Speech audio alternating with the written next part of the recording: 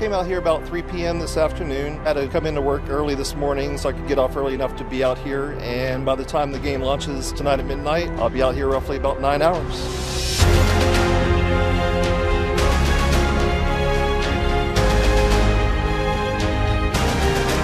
We're here at the Microsoft store celebrating the release of Halo 4 tonight.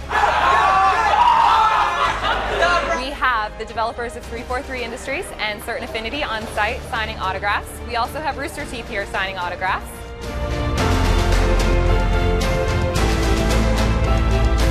Our release is going to feature early gameplay, a photo area, and then we're going to take care of everybody and make sure they get their game at midnight. I'm waiting here to get the pre-order game, limited edition. Can't wait. I'm actually hoping that they have hobbies left over. If you're lucky enough to be in the front of the line, you're getting better swag, so thanks for coming early. We have about 400 people in line.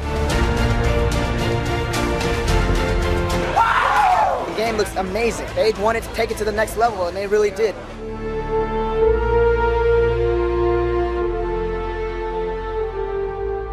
It looks fantastic. I'm very stoked about this game. I'm just so excited about this game. I want to go home and play it.